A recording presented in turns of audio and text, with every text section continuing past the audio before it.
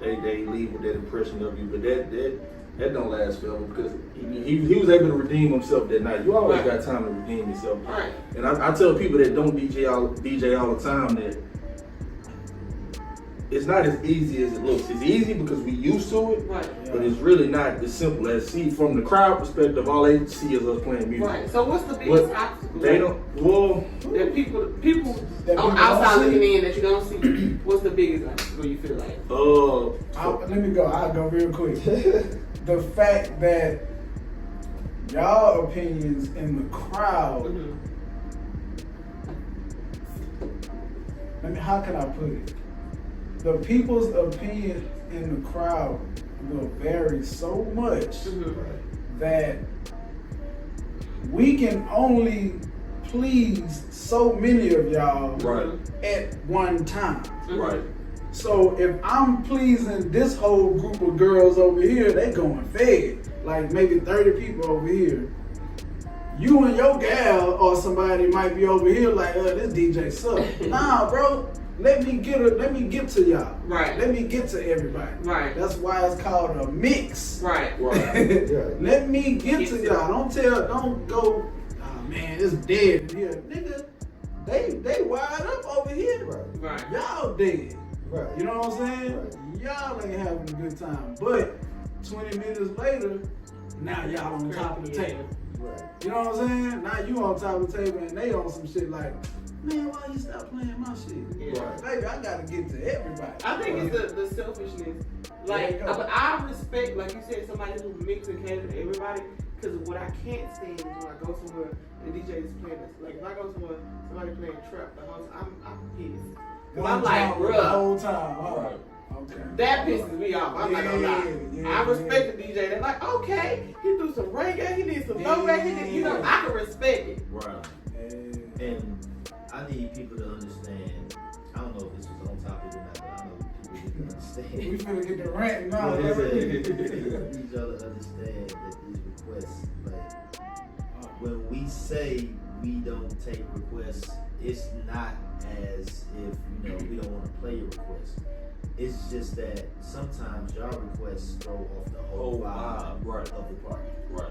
Every time y'all ask for something, it doesn't blend. I mean, I'm not gonna say every time y'all ask for something, it doesn't blend with what we got going on, but at the same time, 95% of the time, what y'all asking is not conducive of what the fuck we are playing at the moment. And what they don't realize is you can. It's a thin line, bro. You can request. I don't mind. You can request something, right? Yeah.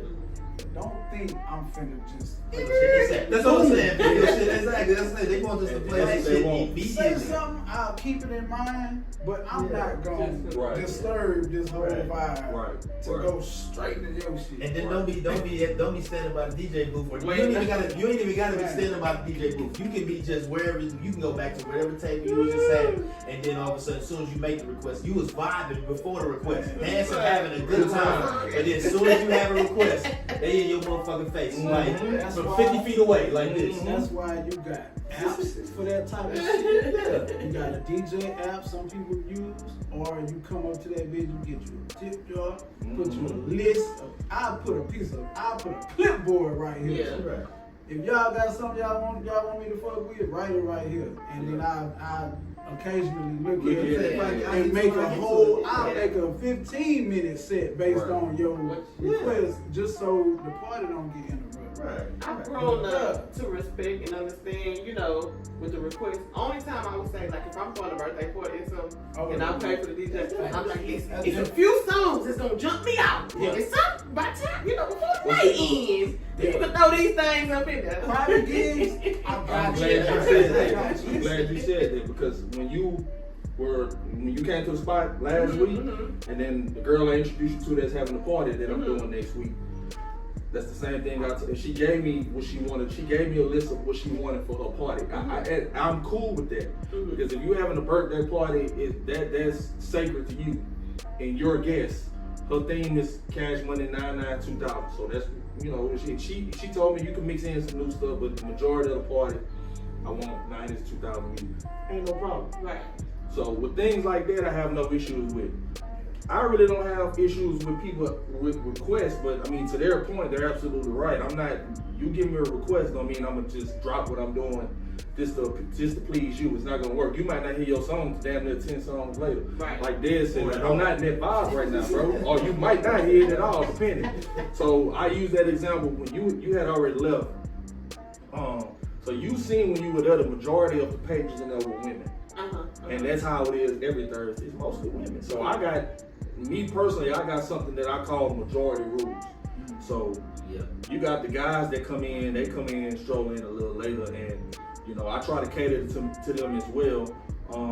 But I be having the guys come up to me and, man, you playing too many songs for the ladies. Bro, like Sean say, bro, I got 3 sections of ladies standing on the tables, jamming. You telling me you want to hear some No Disrespect to Zero, because I love Zero.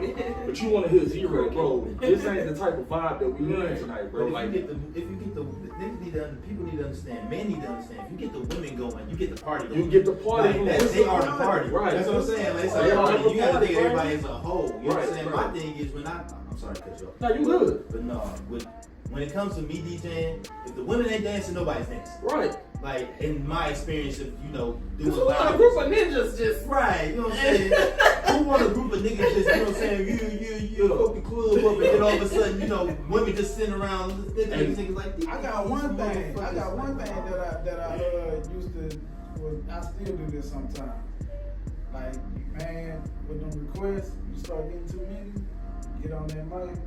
Hey, man, anybody come up here and request a song, I better see your motherfucking ass on this damn floor. Right. Don't come up here requesting no song if you ain't gonna come to the middle and turn everybody up. They definitely do that. They will request a song and then you play their request and they just be all cool. Yeah, and shit. I'm like, nah, nigga, you better be out here breakdancing. Y'all ain't gotta worry about me. We're gonna play a game. We're gonna play a game. Anybody request, turn it up. Yeah, I ain't gotta worry about me. I need to drink with 2 But, I've been you know, while we on this subject of requests, and I'm gonna just throw this as a sidebar. And I'm talking to the DJs on this one because I fucked myself up. This was last week. Songs matter. So when I say songs matter, you actually have to pay attention to what you load into the whatever program that you use. The reason I say that because I did have a request. A young lady wanted to hear the new Cardi B song. I'm not really a fan of it, but okay. I understand a lot of women like the song. So she asked for the song. I said, okay, cool. At the current moment, the vibe that I was in, it kind of fit the vibe. I played the song, but what I fucked up is I wasn't paying attention. I loaded the clean version. And I heard it. They hate that. Boy, she's pissed. She's pissed. And so when I started playing it, I realized it was the clean version, but I was already too deep into the song to switch it to what. So I was like, fuck it, I'm gonna let it ride, thinking ain't nobody gonna know. And you know, they was enough vibe and shit. But after the shit was over, you know, I mixed the next song in and shit. She came back up and she said, man, don't you ever. What? She been doing it. Don't you ever. She said, you. She said, what the hell? This is exactly what she said. She said, you know, as much as I like that song, you really just pissed me off. I said, what you mean? I know what she's talking about, but I'm trying to play it off. I said, what you mean? I'm laughing and shit. She said, my nigga, why you play the clean version? She said, man, we ain't kids in here. I said, man, I made a mistake and loaded the wrong one. I'm sorry. She said, the clean she told me, she said, don't you ever let this shit happen again. I said, yes, ma'am. Oh. She handled me. But she was right, though. Yeah. So with that being said, like, how do you organize, like, your music? Do you already have, like, your set list in order? And I know situations happen like that sometimes where you got to freestyle or, like, do you go out the vibes? Like, how do y'all organize your music? Me personally, okay, so music organization, as far as me organizing my music in general, I have, you know, different, I know I don't use Serato, everybody's different, I use VDJ, but it's the same shit as far as we call crates. VDJ, they're called playlists, but I have everything in specific folders to where I know, okay, this is, like for instance, I got between 2020, let's say 23 and 25 rap, 2023 through 2025 R&B. Then I also got them in subfolders. All these are dirty, all these are clean. So I don't have, because when I first started DJing, I didn't know no better. I just had everything in one fucking folder. I just had a folder that said music, and I had everything in that bitch, from R&B to rap to rock and roll, whatever. And that was the most unorganized shit But I bet you it taught. I bet you it kind of trains you to freestyle.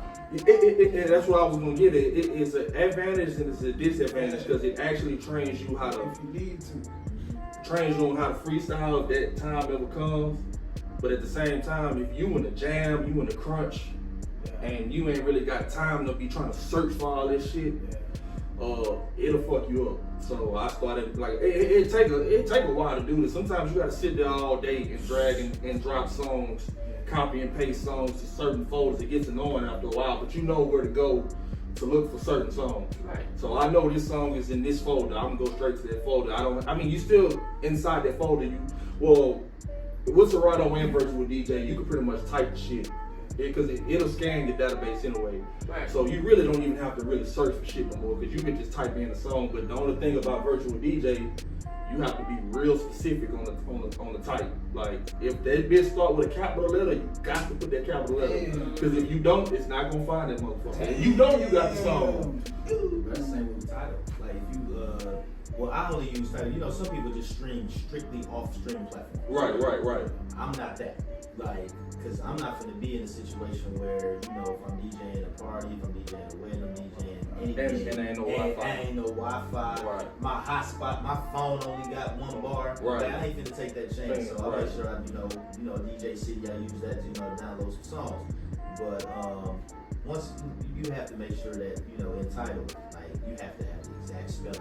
Mm-hmm. If that motherfucker has an accent, you probably gotta put the accent in the motherfucker. Just so you can find a song. Like if you doing like some Latin parties and then they got an accent in the E or the I or something, like you gotta put the accent. You gotta put all that shit. You gotta put all that shit in there. You gotta find the exact song. So I know where you come from.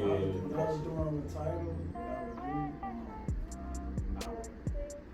from the phone, I would just organize a bunch of like different playlists and it translates. Yeah. It's easy like that. But man, let me ask y'all, what percentage do y'all rehearse your sets versus just pull it up to that bitch and just rock it out? I ain't gonna lie to you, dog. I don't rehearse shit. Okay, cool. I was gonna say, I don't know if I'm tripping. But can you capture vibe twice though? So, cause I feel like it be so organic. Rehearse, you probably have like know what you're like. What percentage do you lay out your crate? Like, okay, this is the crate. I'm going boom, boom, boom, boom, boom. Right. Boom. Maybe not rehearse, but how often do you have your set in a folder? And this is what I'm playing when I get it. It kind of goes back to what I was saying, depending on the situation and the event. Yeah. Certain events, I'm not gonna lie, I do that because you don't want to bomb it. Yeah. So certain events are very, very specific and sacred to where you actually have to sit there. Okay, I'm gonna use this for example. The dude from The Roots made a video saying when he was the DJ for one of Beyonce's events some years ago. He said he stayed up all night long creating the perfect set list. Because that's Beyonce. So you gonna stay up all night trying to find however many. He said he only did 200 songs. Right. But he had to find the perfect 200 songs. Questlove. To curate this event. Yeah. Something like that, you just can't walk in Beyonce shit and just come off the top of your head. I mean, it's easy to play the most popular songs. Right. But that's Beyonce, bro. Like, you gonna be up all night burning midnight oil trying to figure out, Questlove, like, you fucked that up. Niggas is gonna look at you sideways. Look at you sideways. Yeah, you question, you a fucking legend. Right. You know one of the like most influential hip hop groups. Right. Exactly. Yeah. So, but I mean, I understand what you're saying. There's a lot of DJs that go in and they just freestyle off the dome, which is cool. You know, it's to me, it's. I just can't do that. I did that my whole first. 2 years, and it wasn't because I wanted to. I just felt like because I was so new